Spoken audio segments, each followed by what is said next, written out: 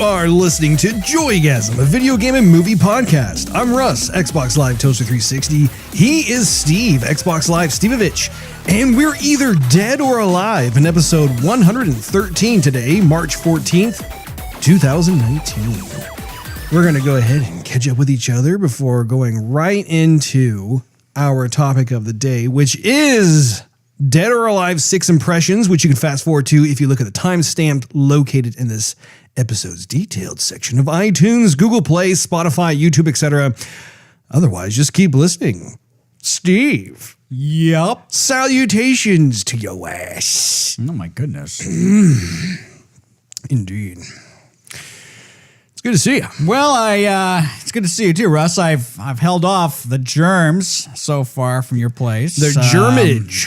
I might have just jinxed myself, but what makes you say that? despite hawking a few loogies every once in a while, I haven't gotten congested. And that may actually be more due to the allergens that are in the air. Around this time of year, it gets a little blustery, It does. a little windy, kicks up some stuff that A little, you could have swore you'd never have to deal with again. A little Claritin-E, Russ. Exactly. Not sponsored by Claritin, by the way. No. It would be nice, though. Never talked to him. So yeah, what's been going on with you? What has been going on with me? He decides to switch it around on me, folks. I like it. I'm gonna go southpaw on you. Steve, I am happy to tell you that I began to watch season 3. Of The Sopranos? No. Of True Detective. And I believe I had told you about how much I really enjoyed the first season Oh yeah. of True Detective. Have you seen season 3 of Narcos yet, Russ? I can't remember if I've started it or not. I believe I've started it because I've seen the first 2 seasons. So, but that is yet another one. I am so behind on my kind of TV show oriented watching, even though it's like, online stuff like HBO Go and Netflix. I think once I signed on to Xbox once, it said that you were watching a movie or you were watching something. I was like, oh, interesting. He's not playing anything. He's watching. It's been a nice change of pace, especially considering that my wrist and my shoulder have been causing me problems lately. It's nice to just kind of leave the controller alone for a bit and be able to watch something, which is great because, like I said, I have a huge backlog of things that I need to watch. Although, when the Xbox says exactly what you're doing, and then you text somebody or you message somebody and say, "Hey, what are you watching? What are you doing?" I'm like, "What? Well, what do you? How do you know?" Oh, right. I think I'll just go offline so no one knows exactly what I'm doing. Yeah, I have kind of a love-hate relationship with that feature. I remember it used to actually say if you launch the Netflix app within Xbox Live and somebody was watching whatever they were watching on Netflix, so it'd say like, "Oh, so-and-so's watching Aliens." I remember and that. I thought like, because I think I messaged somebody like, "How do you like the movie so far?" And then I thought, I probably shouldn't do that. That's kind of interrupting their movie. And then I thought if I was the one watching the movie, then I hit these little messages on the bottom. "Hey, what's up? Yeah. What do you think of this part so far?" I'm like, I don't think I'd like that. Yeah, it's a little TMI on that, but I have the reverse issue with the whole offline thing because some people who are mutual friends of ours are just constantly in that state of quote unquote offline when I know for a fact they are not offline. I don't know. I think it's one of those features where every once in a while it's like, yeah, you can sign yourself off and just have the privacy to be able to play games without being bugged or whatever. But I don't know. Like if you're expecting to meet up with some pals or whatever, I don't know. Just flip it back on. Come on now. That just means I have to scroll down that much farther in order to get to your name and then look at you saying offline. I'm like, I know that person's not offline. He's online. Anyway, getting back to True Detective though, you need to watch the first season with Woody Harrelson and Matthew McConaughey. It is hands down one of my absolute favorite TV drama type of dealios. Super, super good. I ended up skipping the second season just because the reviews were saying, yeah, it was okay, but it was nowhere near as good as the first season, and I don't want that to be tainted. Although, having said that, I'm sure I'll probably come back to it and just check it out because I'm a fan of the show itself. But the third season, and what's really cool about these seasons is that they don't continue where the last season left off. Each season is like its completely independent story. Would you give it 3 all rights? I would indeed, especially the first one. All right. That's right. So I've been watching that. Of course, as you know, Steve, been playing more Anthem. I don't know. And I still have not reached level 30. I can't believe you haven't reached level 30. It's not like it's that hard, Russ. Well, Steve, What? I've been playing a lot of Dead or Alive. I guess you have. I figured that we've played enough Anthem together that you'd be at level 30 by now. I think I'm at level 26. Either 26 or 27, somewhere around there. You're at level 27. Okay, yeah. So I'm getting close to being at level 30, and it's just going to take a little more time, Steve. Just a teensy weensy little more time, but it's grindy. Right where I'm at, it's grindy because I don't care at the end of the expedition. It's you gained all this experience. I'm like, for what? It doesn't do anything, you know. I'm at level 30. I'm maxed out for this section of the game, right. And thanks for the experience, I guess. I wonder if the experience that you continue to collect goes toward increasing the chances of you being able to score more rare weapons. Doubt it, because there's no meter that fills up. It's like it doesn't show you, okay, you know, you got 6,000 points as far as the 20,000 that you need to get to whatever. It just says, hey, here's your experience, and here's your loot. And where you want to go? You want to go to Tarsus? You want to go to Launch Bay? You want to go to the Forge? What do we do?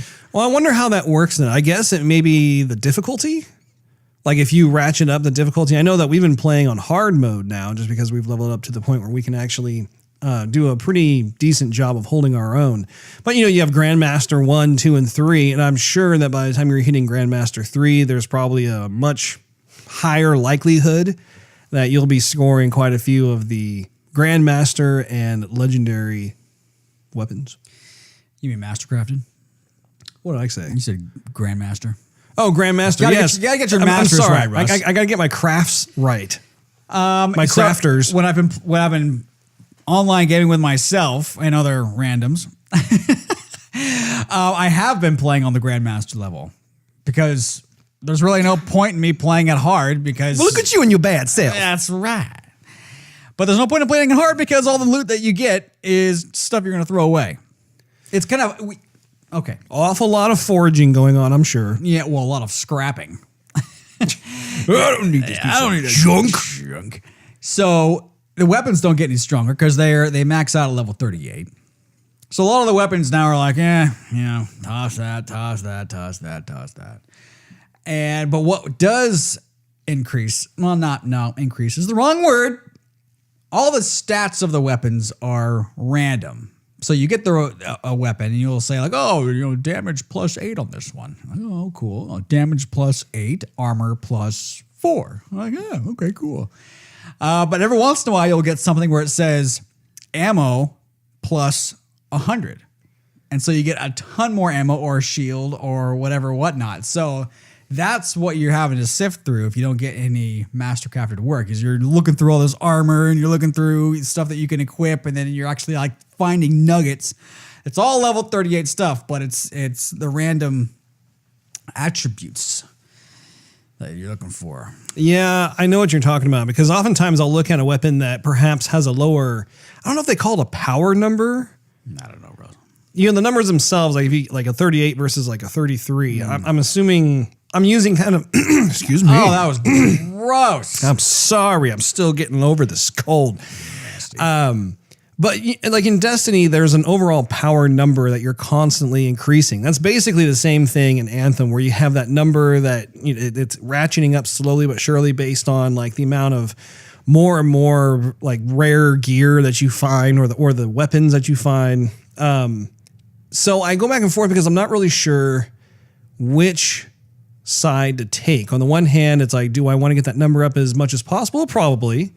But also, too, like there are weapons that have a lower number associated with them. However, like the attributes, what you're talking about, are better.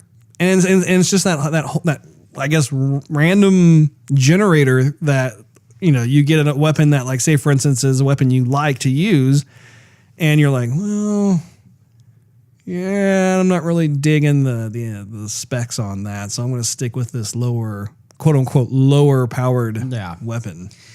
Another thing that I don't see the point of is all the coins or the shards that you can buy.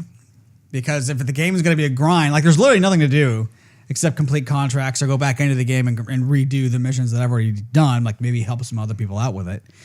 And when you're done with that mission or that expedition, whatever, it gives you some coin, as if you were just to do it for the first time. Yeah. So if you're going to go back through the game and grind out all these other missions and get rewarded for it, there's no point in like spending extra of your own, you know, Benjamins on stuff to buy in the game. You might as well just save your coin. Yeah, that part I'm also just unclear on. That whole system is just broken. They've got to have a better approach to informing the gamer how it works, and also empowering the gamer in just in a way that gets us more involved with those systems that they have in place. Because I look at it like you said, like a shard thing. I'm like, yeah, I mean, do I need the shards, or could I just use the in-game coins that I've collected? Because I've got a ton of that. Right. Well, you use the in-game coin to buy whatever it is you want to buy. I mean, do you use the in-game coin to buy the shards first, No. and then you buy or you use the shards to buy equipment? Well, yes and no. So the shards are basically, you see, Russ, if you played any mobile games, I've sharded in my pants. I knew that was coming. I knew that was coming. If you've played any mobile games at all, you see, you're lagging behind on bid heroes. You're going to reach across and slap you. It's very true. You would buy. Okay, so you have this currency in the game that you could buy other stuff. But if you don't want to wait and you want to buy it now, then you buy gems, or you buy whatever like the cool stuff is that they like the cooler, more valuable currency is in the game, and then you could buy better loot or better gear or advance your character quicker. So that's what the shards are? So in the Anthem, the shards are what you pay, like not what you crap out of your All pants. I can think of are like stains in people's underwear now. Hey, can I trade this for anything? It stinks. Who's that guy? So you buy the shards with your own money, your own dinero. And then you can use the shards. You can either get more coin in the game, or you could just go out and buy emotes, like I know you love so much.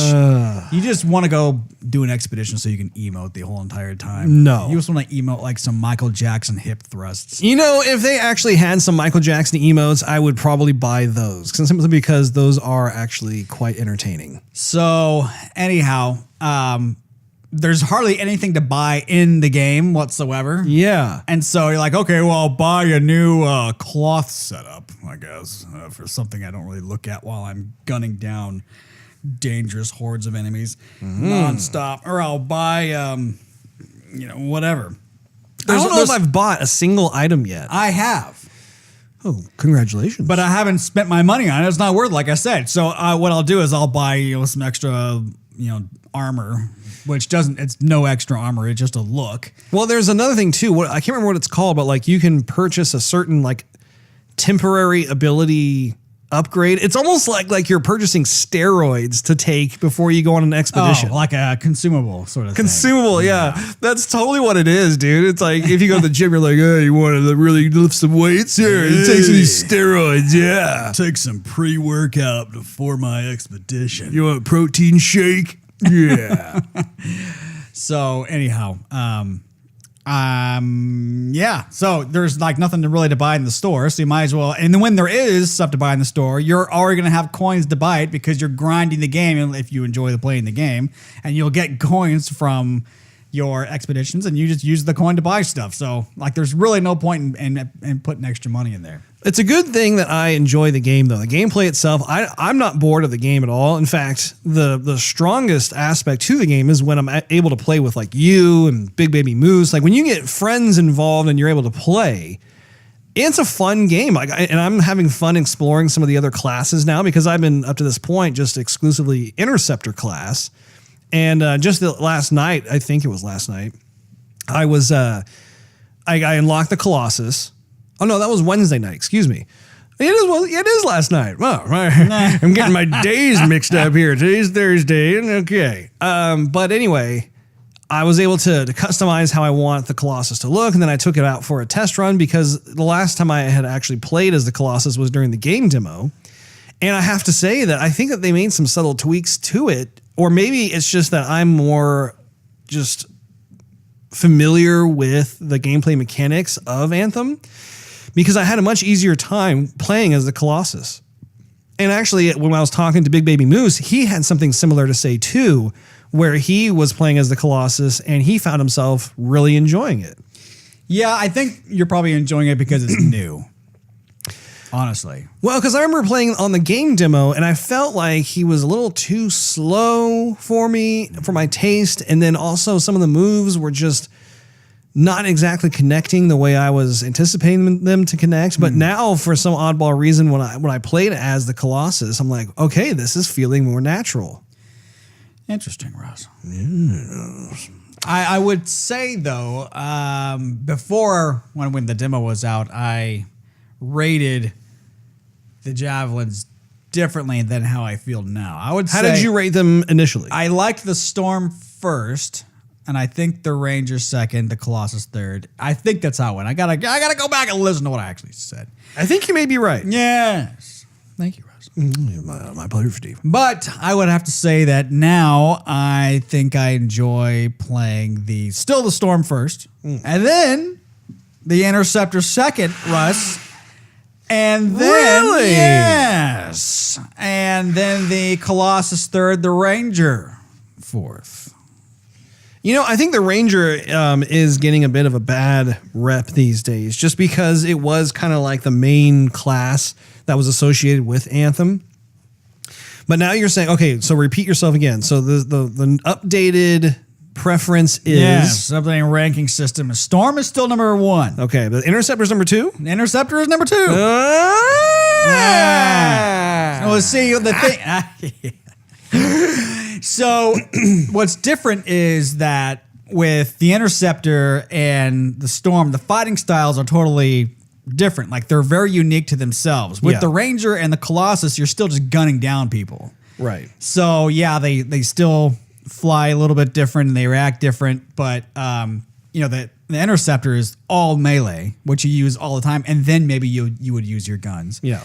The Storm is all elements, and then when you're not, and plus you can hover around a lot more, which is definitely cool, and then it's guns. But with the Ranger and the Colossus, it's like, okay, it's just all guns. What kind of guns do you want to use? And then every once in a while you might use your melee. There is an impressive amount of melee attacks with the Colossus, though. Like I was really enjoying how you could like sprint forward with your shield, and you can take out baddies that way, or if you want to jump in the air and come doing like a Hulk smash, basically, that's super gratifying.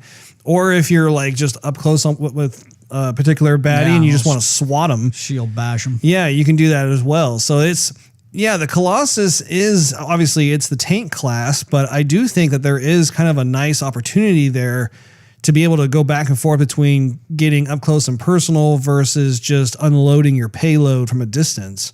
But the Ranger, obviously, it's just more of a all-around good class, but there's nothing that really sets it apart as being memorable. Although I will say some of the extra abilities, not the two guns that you have, but just some of the other abilities that you can assign to your Javelin, I mean, they are pretty satisfying. I do enjoy kind of like the little missile that shoots off and does a nice big explosion, or even the ultimate that it has. I've got to say, all of the ultimates for each of the classes are so just gratifying to watch this like massive visual spectacle. Even though we've talked about in the past how like they've down-resed what they showed at E3. I mean, it's still an impressive thing to see. Indeed. Which one do you like the most at this current time? Which Ultimate do you like the most? I would have to say, well, with the Ultimate, maybe I'm used to using the Storm's Ultimate, so it doesn't have an effect on me much, but I do like the Ranger's Ultimate.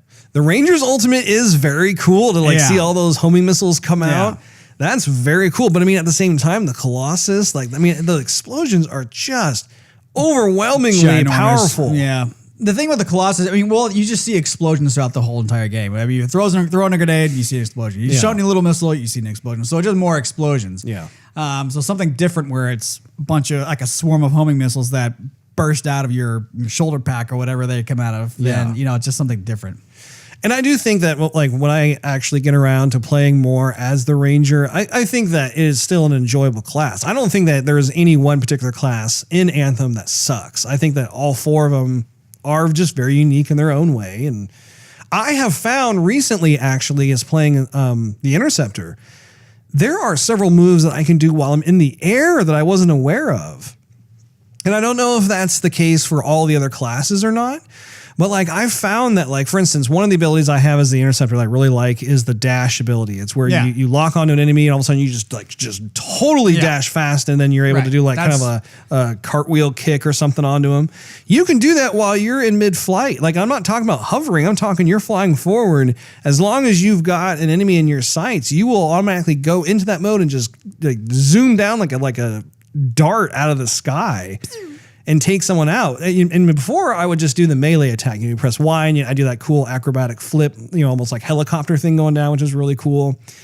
But also just any of the other abilities, too, that you assign, you can do from the air, which has really opened up more kind of play combat scenarios where, as I'm coming in, I'm thinking, I think I'll do this one this time. And it just keeps things fresh. I will say with the Interceptor, seeing the person you select as your main character or your voice, either the man's voice or the woman's voice. I'm the dude. I'm the chick. Yeah, that's nice.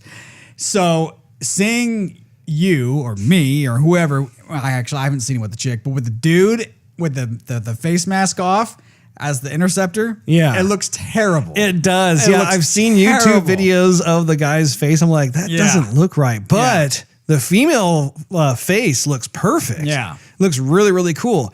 And I can't remember if I told you this or not, but during the 2017 E3 demo that they showed, one of the big selling points for me personally was that very short cinematic clip of the female in the Ranger suit that's walking out of Tarsus, and you see her face briefly, and it's just this gorgeous face. And I was like, man, that looks like that to me is the face of Anthem. That's really cool. And I'm glad that they actually kept that face as one of the female options that you choose. And of course, I just gravitated toward that one. I'm like, yeah, I want that. And of course, it's a bummer that you don't get to see that cinematic or other cinematics that take advantage of the high fidelity from that demo, because that was just super cool to see that. Yeah, that's just real disappointing. I mean, the demo looks so good. And if you think of other games, imagine if Anthem looked kind of had the graphics of Wolfenstein. Right? Sure. So everything is a lot more crisp. Not to say that it doesn't look good, but it could look, obviously. It is still a gorgeous game. Yeah, it's still gorgeous. It's just missing that wow factor. I feel like people are being a little too harsh on the graphics presentation of this game because, I get it. And I agree that it's not on the same level of detail that we were shown at E3. Totally get that. Totally agree. But having said that, though, it's dude, you're flying around. I'll find myself rotating the camera just to see the vistas that I'm currently in, or I'm looking at my own Javelin suit or looking at the enemies and stuff. It's not a lump of coal by any stretch. Yeah, it's not a lump of coal, but it is a bait and switch, though. They said this is what you're going to get. This is how it looks, and then they give it to us, and then everyone's saying this is not what you told us it would be, and what they say is not, we couldn't run it on the hardware or with that. It's just literally, we had to change some things. And that's that. Okay. I am curious to see where this game is going to be a year from now. Yeah. Like once all of the timeline has been fleshed out and released, I think I don't know. I'm not sure how long they're planning on supporting this game. I'm assuming it's probably going to be similar to Destiny in the sense that, they did have a multi-year schedule of sorts, but they haven't released any kind of headlines about, oh yeah, we're going to be doing this, this, and this. At least not to my knowledge, but in addition to Anthem, of course, it's no surprise. I was playing lots and lots of Dead or Alive 6, and it is very, very fun to play. I've been waiting for this game to come out for years, and we'll be able to get to that in a little bit. But also, too, you and I both saw the new Avengers Endgame trailer. Here's the deal. I feel as though I was a little underwhelmed by the latest Avengers Endgame trailer. However, I think it's because they are doing their darndest to make sure they don't give away any plot spoilers. So what they're doing is they're focusing on all of the downtrodden, depressed, melancholy, looking Captain America, kind of like just down and out and everything else, because they know that that's what they left the audience with at the end of part one. So it's like, okay, I get it. And that's why I'm not worried at all. I just know that the movie is going to be fantastic, just like part one was. But just watching the trailer, though, I'm kind of like, yeah, I'm not getting like the huge chills and stuff like I got from, like the Endgame, or not, excuse me, not Endgame. That one. Infinity War trailer that came out. So the chick at the end of the trailer, when Thor's grabbing his hammer, that would be Captain Marvel, Steve. Okay, well, that's what I was going to ask, because for some reason it didn't look like it was Captain Marvel. I'm like, is that Captain Marvel? No, Captain Marvel. That's totally Captain Marvel, yeah. Anyway. It's Brie Larson. Brie. You know what Brie's good with?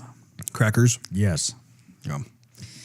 Just thinking about wedding food, hors d'oeuvres, You have wedding stuff, wedding planning on the brain. It makes sense, Steve, considering the fact that you are engaged. Wedding cheese, crackers, hors d'oeuvres, keep the guests happy. I'm telling you. Finally, one last thing, which you just saw today, Steve, is I received my Prime 1 Studio Catwoman 1/3 scale statue. Very, very pleased to have it, to hold it, to be able to cherish it, do a bunch of different lighting setups with it, just to be able to get that cinematic look. That's actually one of the things I'm looking forward to when we finally make the jump to video with Joygasm, is to be able to actually give some proper critiquage. But enough about me. What's new with you? Okay.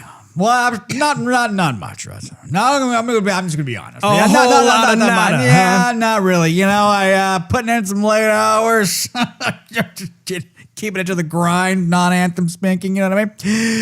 But I have been playing some Anthem, like I told you all about. I've watched. Let me see here, Russ. I've watched some Frontier. That's your boy Mimosa. Yes. And so I'm continuing with that one. I don't want to give anybody the plot points, though, Russ. Don't want to give anybody the plot points. I appreciate that, Steve. You know what, though? Our favorite artist buddy. Who? Mr. Herndon. Oh. I can see him doing... Jeff Herndon. Herndeezy. Herndizzle? That's right. I could see him doing a little varnishy painting or stencil-y, whatever whatnot that he does over there. Of this dude, your Mimosa guy. He's gonna be Mimosa for the rest of the anyway. For those of you who don't know, he's referring to Jason Momoa. Anyway, go ahead. With he has this bear kind of drape over him all the time because they're out in the middle bear drape. Yeah, you haven't seen it, so of course you wouldn't know. Oh, okay. I was thinking of Aquaman. I'm like, bear drape. I've been talking about Frontier. Why would you say? I know, but I haven't seen it, so all I can think of when you say Jason Momoa is Aquaman. Okay. Anyhow, or Game of Thrones. Yeah, I could work in Game of Thrones also. But anyway, I could see Mr. Herndon making a picture. A lot of backdrop. A lot of posing, a lot going on. Of Frontier? That's right. Well, perhaps you should ping him and recommend a little sketcheroony. Yeah, but I couldn't. Probably couldn't afford the commission right now, right? He's got to be paid. The man has to be paid. Don't we all? Absolutely. What else is going on with you there? Actually, you know what? That's really about it. I have 3 movies I have to watch, 2 of which are not even taken out of the Netflix envelope yet. One of them, though, is The Equalizer 2. I have seen that. Oh, whatever. I have. Oh, whatever. I have. Did you even see the first Equalizer? Yes. I think you're a liar. I will have you know that I watched The Equalizer Part 1 here at my house. And then the very next night, I went into the movie theater and watched The Equalizer 2 because I had a colleague at work highly recommend that I go check it out. So I said, okay, I will do that. Did you go with the wifey? You better not say you went by yourself and didn't invite me. You know I like Denzel Washington. I don't know if the wifey went with me. Who'd you go with, Russ? Well, I may have gone by myself. Oh, thanks. I'm not sure. Unless you came with me. I did not. I know you forget about me every single time, but I for sure was not with you at that movie watch. I don't recall. It was here. I have no memory of this place. Yeah, exactly.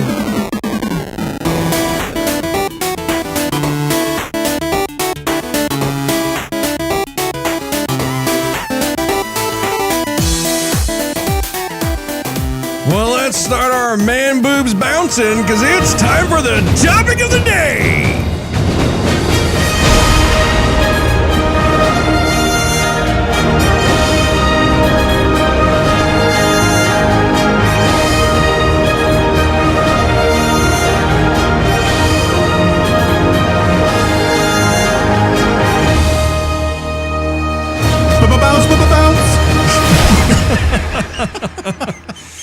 Our topic of the day is Dead or Alive 6 impressions, and I have been looking forward to talking about this game all week long.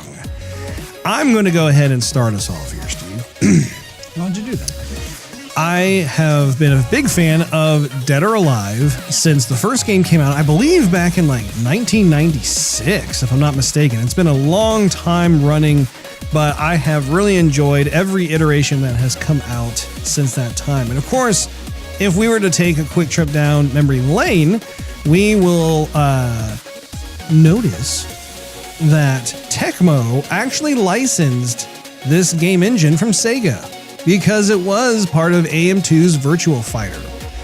So literally, they took, well, they didn't take it, they just, they licensed it.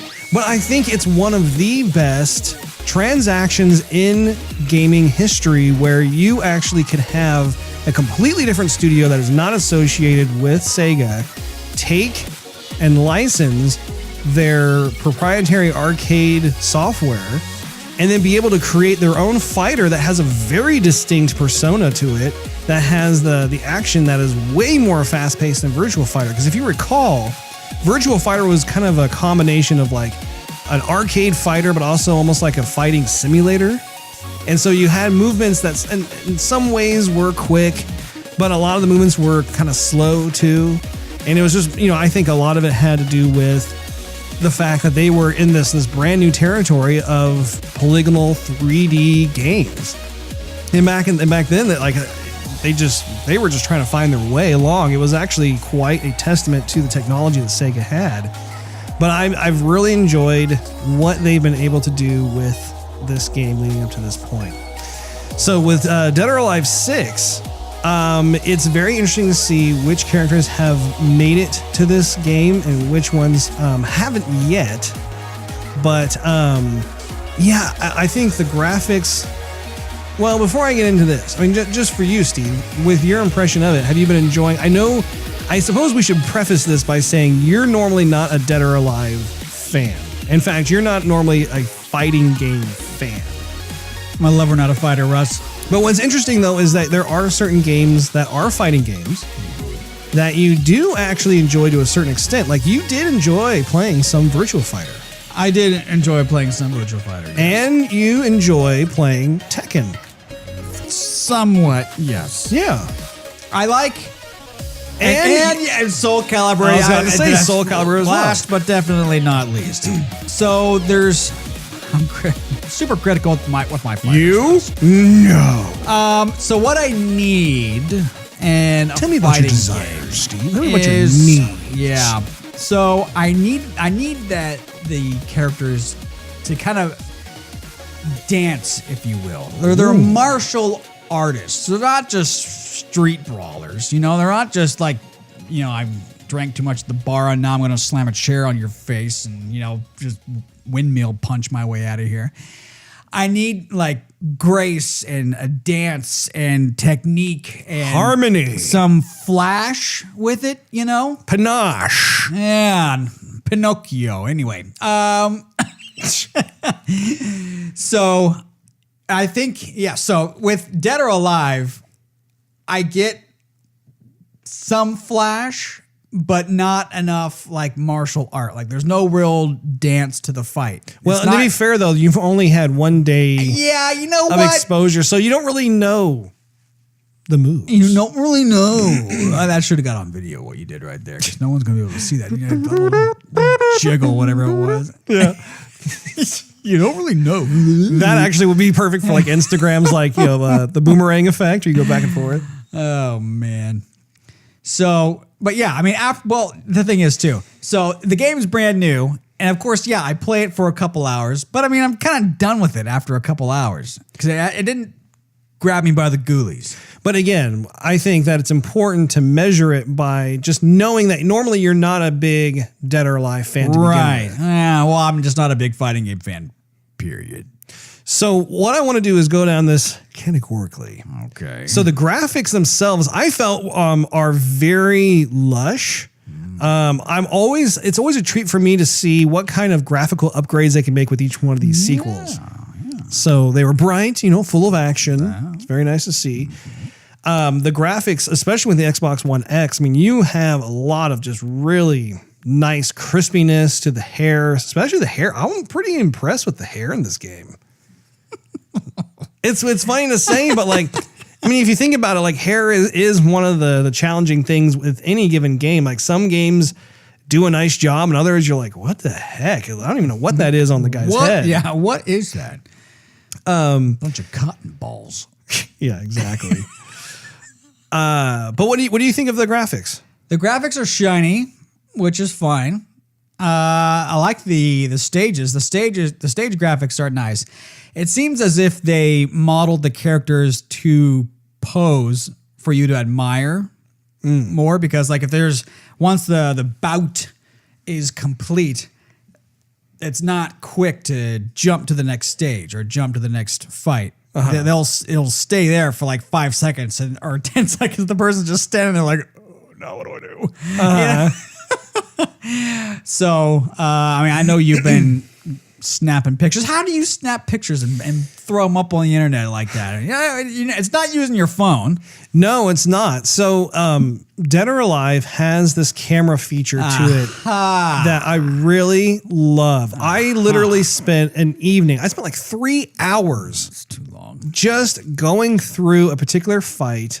And the camera system is very reminiscent of like Spider-Man's camera or like in Halo Reach. You know how like you could pause the action and then you can move the camera literally through the battle zone and you can get like certain pictures that if you wanted, and like the explosions would all like be frozen and like the particles would be all 3D. Like in multiplayer. Yeah. Yeah.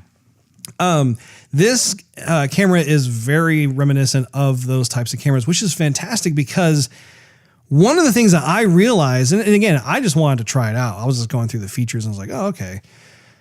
There is actually a tremendous amount of subtle, nuanced animations that you never see when you're in the middle of fighting.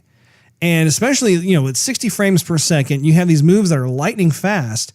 If you're able to pause a fight during any kind of move or whatever, and then move the camera around, you're going to notice, you're like, wow, like, there is actual emotion in the characters' faces that I had no idea was even there. And also, too, just in terms of the movements and like looking at the details of the fabric as it moves, or looking at like, you know, like the way they have the dirt and the sweat and stuff, being able to slowly accumulate the longer you go in battle and that sort of thing. It's just really cool. And I found myself thinking, man, this is really cool to be able to almost treat these as storyboards. Like if you were to somehow have fun with like, what's that word? It's where you, it's the same thing as like when you're putting together a dance. What is that called, Steve? Choreography. Thank you. That is exactly the word. Goodness. Bless you, Saturn. But yeah, like just being able to have fun with choreographing a battle or a fight of some sort, like just, you know, tapping into your inner John Woo and be like, okay, you know, here, this is where like this, they do a cartwheel kick, and here's where like they slide in, there's some water that sprays up, you know. In one fight, I ended up taking like 27 pictures. And each one of the pictures, I mean, it looked like something that you would see out of like a comic book or something. I mean, it's really fun. Well, that's awesome. I mean, I think that's definitely cool. And I don't know if I told you this, Steve. Yeah, you did. Team Ninja liked one of my posts. Oh, snap. How cool is that? That's awesome, Russ. I thought, I was like looking down, I'm like, oh, someone like, okay, I said, what? What? That is super fun. But anyway, it is a feature that I'm going to look forward to doing. I plan on actually going through each of the characters in the roster and just taking some nice close-ups and some fun action shots and stuff. But yeah, I find that I'm appreciating the more thoughtful camera features in games that take the time to really do it. Like I really liked it in Spider-Man as well for the PS4. But anyway, that's just my little thing there. I don't think it. Are you sure it's 60 frames a second? Because it sure didn't seem like it was 60 frames a second to me. It seemed like it was a little bit choppy there. Right? And well, Steve, it is very shrewd of you to catch on to that. The reason being is that I went into the options and I put graphics as the priority, not the frames per second. You can go back and forth with that. And with it being the Xbox One X, it's like, you know, at first, it's a little jarring because I was used to the 60 frames per second. Because like what you have here is more like 30 frames per second. Yeah, probably like 24. But it doesn't really like bother me though. Like I've gotten used to it. I'm like, okay, yeah, I'm cool. It actually, the frames per second plays a lot like how Dead or Alive 5 last round had their frames per second set up. So, but yeah, like after this recording, I will be more than happy to go in there and change it to having the frames per second take priority, in which case you will have a very buttery smooth fighting experience, Dave. I like buttery smooth. Now, the sound effects of Dead or Alive, I feel as though they're like classic nothing much DOAs. has really changed. Yeah, I think they're literally using the same sound libraries from probably like Dead or Alive 2 or something. Yeah. Well, again, not a bad thing by any stretch, because like it's very recognizable. It's very Dead or Alive. Probably Very DOA. totally Hashtag. very DOA. Yeah. Having said that, though, I do want to hear more original sounds, I suppose. Right. Like a more fleshy, punch you in the cheek kind of sound, you know? Exactly. Speaking, well, we'll get to that in a bit. The story itself. That's funny. You know, it has always taken kind of like this shallow, silly approach. It's that quirky Japanese humor kind of stuff. I don't like how you look today. Oh, yeah? Yeah. You want to spar? Yeah. Yeah, just kind of like, personally, I would like to see more of a cohesive, inspired approach to the story. I have always really appreciated like Tekken stories. Like the Tekken stories tend to be also a bit more, I would say, abstract.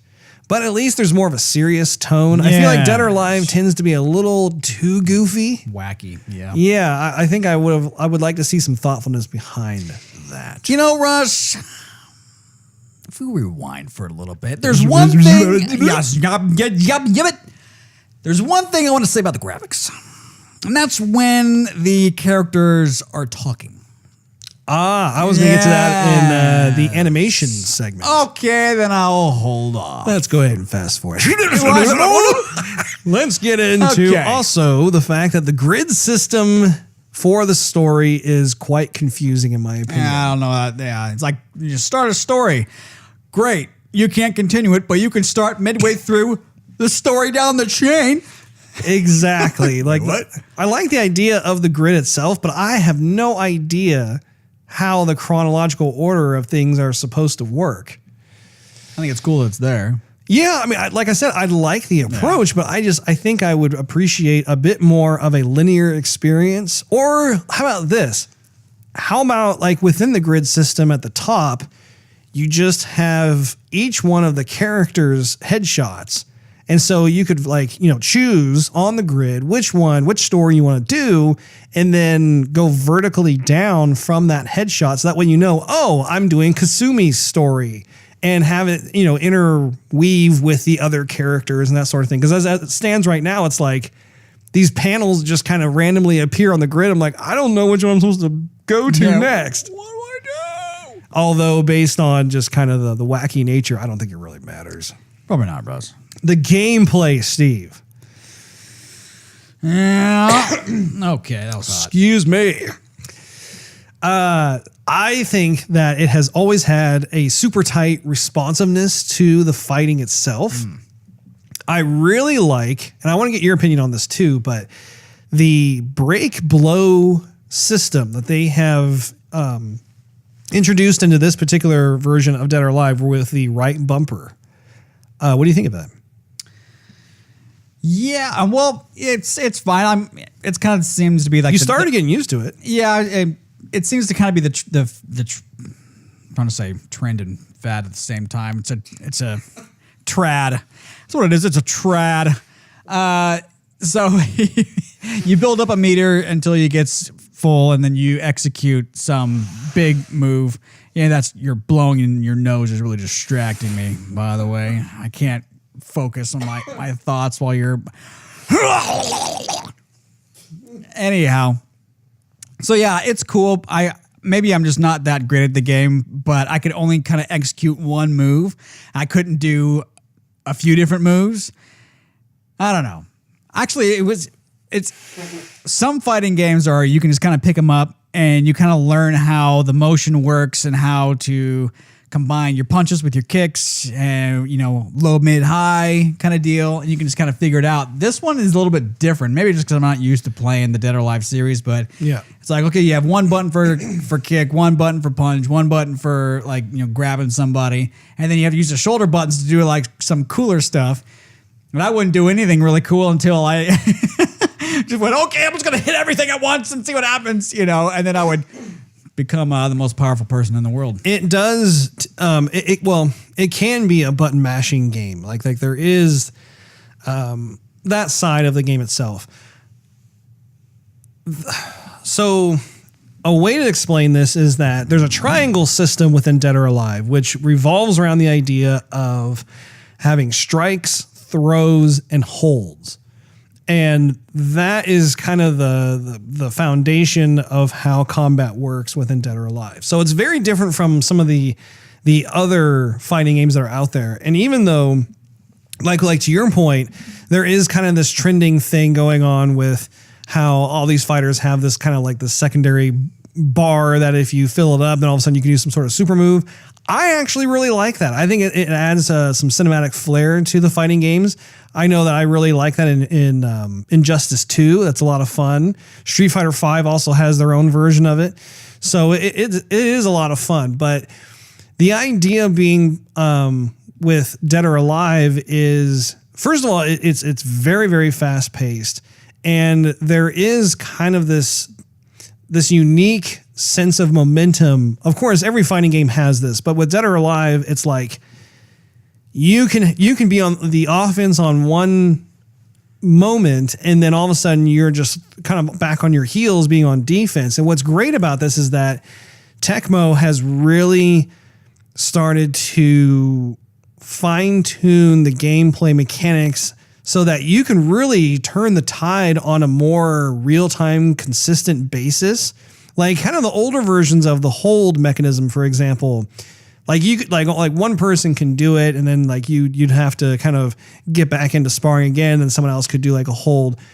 But the way that they've approached it is that if you're really, really good at the game, I mean, you can hold and counter hold that hold. And I mean, it can get really intense really fast, and you're trying to psych out your opponent. And then at some point you both just play patty cake. Yeah, exactly. Or you just give each other a big hug. Yeah, really. Because you just want to hold each other. Or the invisible ref just come out and goes, okay, you break it up. You go over there, you go over there. Okay, fight. Exactly.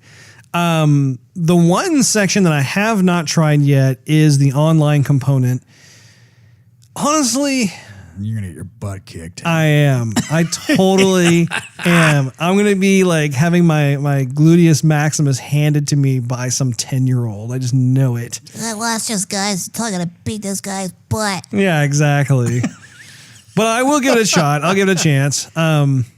Now, going into animations. Just don't go Jay and Silent Bob on whatever 10-year-old, 13-year-old. No. Yeah. No. Peace be with you, even though I'm playing a fighting game.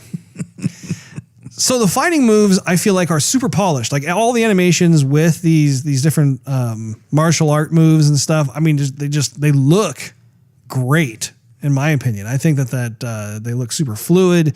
The cloth dynamics look great. I think you saw a little bit of the cloth dynamics, but you haven't seen more of the more ornate outfits that they have. However, and this is to your point that you almost made earlier, but the lip syncing is downright horrible. It's terrible. No. You can tell that it was specifically designed for Japanese VO. And no effort was made to redo the lips for English. Well, I mean, even if it was for Japanese, there's no real like expression or articulation or whatever, and like the jaw movement at all. It's just kind of mouth opening and closing. I do think that is probably the fly in the ointment for this game, which is surprising because everything else in this game is so polished. But that one part, I'm actually really surprised. And if I were to compare that to, say, Soul Calibur 6, which came out a little earlier than Dead or Alive did, Namco has done a very nice job with their characters matching whatever it is that they're currently saying in English. Like I actually put Dead or Alive down last night, popped in Soul Calibur 6 just to check it out, and also because they have some new DLC content that I wanted to download. But I started playing through as like Taki, for instance. Oh man, like her face has all kinds of just emotion and proper syncing with whatever kind of phrase or sentence she's saying in English. I mean, it really does add to the immersion factor as opposed to what Dead or Alive 6 has, which is just, it's almost like the character's murmuring or something. So, did you have any other comments on that particular part there, Steve? No, it just shows its ugly head every single fight because it zooms up on whatever person there is and they say something cheesy. Yeah. And they just look like a kind of a plastic doll face. They do. And I do believe that if they were to actually put more time into the facial animations, it would, I think, remove a lot of that kind of doll motif, I guess, for lack of a better word I can think of at the moment. But so also the environments too. Like I'm really glad that they have maintained that multi-stage environment scenario. So if you blast one of the characters through a window or down a waterfall or something, like I mean there are several just different portions or segments to the overall stage itself. And I don't think you've seen all the stages yet. Probably not. But I do like the interactivity with the stages. So there's a stage where you're on this shipwreck and there's an octopus going nutso out in the water. Puts the Sea of Thieves Kraken to shame, yeah. Yeah, so then later on, you can time it just right or piss the octopus off or something. And it goes out and grabs them and then throws the other person through the ship. Like, so you go to a different level or I think on the island or something. I don't really know. It throws you into the bowels of the ship. Yeah. And then later on, which was kind of cheap, but it was cool. You're in this street brawl. Uh-huh. And so you have you have bystanders in a circle around you while you're fighting. And then if you were to kick somebody or punch them or whatever off the stage, in a sense, the bystander would grab the person and go, hey, get back in there. And they would push him back in, but the person would shuffle and they'd still be on their feet. So then you would just keep on kicking the person back and forth. And then all of a sudden they would just get knocked out. Right. One of the other things I forgot to mention too, going back really quickly to, well, I guess we can make, we won't go back. We'll just add something to it. There you go. The music. The music itself, I really like a lot. I can tell that it's been done by Sega people, which is not necessarily a bad thing. Well, it's well. Are you talking about the way the music sounds? Sounds and composed. Well, so Sega did not compose the music. That was done by Tecmo. But however, I would not be surprised if the game engine itself probably has a certain type of catalog that you can work with, and it speaks highly to just kind of the pedigree of Dead or Alive, how it goes all the way back to Virtua Fighter. But I like it, Steve. It's good. I'll definitely give it that. It's good music, but it definitely sounds like classic kind of Dead or Alive and or Sega. You know, one of the things that I really appreciate about Russ. A lot of these fighting games as of late, Steve. What's that? I like. Was that you? No, you. Excuse me. I really like how fighting games are pretty much the one genre of game where while you're playing it, it totally brings me back to the arcade scene of the 90s. In that, when you're in the main menu screens or you have the result screens or whatever, I mean, you have fonts that are just totally arcade-like. The sound effects are totally arcade-ish. Even the fighting itself. I mean, that was a big deal back in the 90s, like with Street Fighter 2 and with Mortal Kombat and with Basic Instinct and or not Basic Instinct, Killer Instinct. What kind of game you fighting? I selected Sharon Stone. She's doing that one special move with her legs. And I chose Michael Douglas because she's the only other character to choose. But anyway, I mean, you had fighting games that were really dominating the arcade scene, and I'm really glad how you could take Dead or Alive 6, plop it into some classic arcade cabinet, and it would look just like what you would expect at an arcade scene. I dig that, Steve. I know you do, Russ. They're all kind of in your face, kind of over the top, kind of bam, bam, boom, number 6, here you go. Exactly. Yeah, kind of gives me a seizure. You old man, you. Now, the DLC is a bit interesting, too, in that Tecmo is continuing their DLC packs. Now, what I mean by that, Steve, is that in Dead or Alive 5, I think they started this with 5. I'll have to double check this. I apologize if this is inaccurate. Russ, do your research. I will say this. When I started noticing it, it was with Dead or Alive 5. And that is that they began to have these huge season pass DLC drops where they would combine an absolute ton of costumes into a drop. Right. And they would charge something like $92.99 per season pass. Right. And I think they had something like 6 or 7 season passes total for Dead or Alive 5 last round, which means that you probably could have spent somewhere in the vicinity of about $750 with the game included. That's an awful lot of money for a game. First game's got to fund the second game. Well, and let me tell you, I mean, I think they made a pretty penny off that. And they're continuing it with Dead or Alive 6 because they have their first season pass that's out. It's the same price. It's either $92.99 or $93.99. But it includes 2 new characters and something like 67 costumes. So if you were to break that price down, I mean, it's probably something like I don't know, $1.37 per costume or something like that. And then the characters themselves probably go for like $3.99 a piece. I don't know. My math is not perfect, Steve. I'm not exactly sure what that comes out to. But if you were to break it down, probably something like that. And they're planning on releasing even more characters. One of the things I'm very excited about is that they are continuing their partnership with SNK.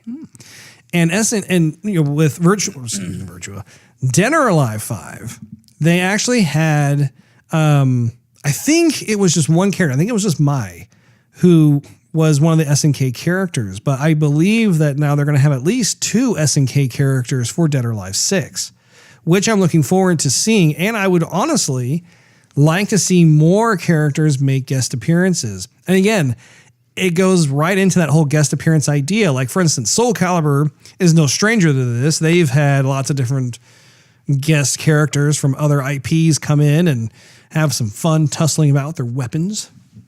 But when it comes to Dead or Alive, you haven't really seen that too much. Now, with Dead or Alive 5 last round, they also got both Jackie and Sarah from the Virtua Fighter series, which again, I really like that because it is kind of a callback to where Dead or Alive got its roots.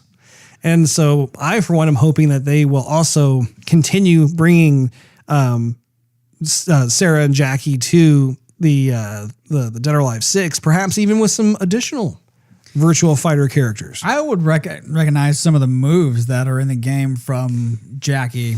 I remember Jackie had this kick where it was a side kick, but he just kind of flicked his leg a couple times from, standing position to midway. Right. And one of the characters I was playing actually did the same thing. Well, and what's interesting too is that with Dead or Alive 5 anyway, there has been some tweaking to the speed at which both Jackie's moves and Sarah's moves are executed. So they don't feel as Virtua Fighter-ish. They're definitely feeling more Dead or Alive-ish. So that makes me happy-ish. It's funny to see how there's some, I don't know, kind of stereotypical characters, and they're like, for example, there's a Bruce Lee character. Jan Lee. Yeah. Or it would be like martial law or something from Tekken, for example. Or it's the kickboxer chick, or it's the kickboxer dude like Huang from Tekken. Also, really similar moves too, by the way. And when I love playing the character in this game, I forgot his name. Rig. Yeah. I thought you might. I actually really like him. Man, like both him and Diego are pretty. I've got to say, I'm glad to see more male characters in the game. And not only that, but I also like their fighting styles. I feel as though it does inject a bit of freshness to the franchise. But again, it's not knocking any of the ladies, because I've really loved playing as Kasumi and Lei Feng, Christy.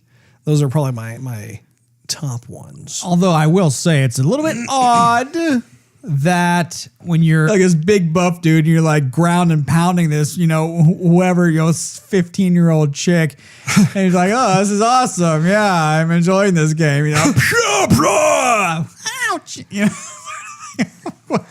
I going to get a domestic abuse charge placed on me? In like this school uniform. You're like, this feels odd. Yeah, I hear you on that. Well, I, for one, am going to be putting a whole lot more time into this game. It is just a great time to be a fan of fighting games. I mean, if I look at Injustice 2, Street Fighter 5 Arcade Edition, the Mortal Kombat 11 that's supposed to be coming out here pretty soon.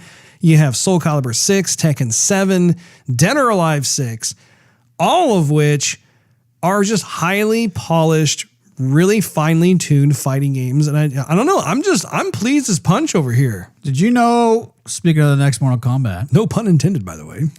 no punch intended.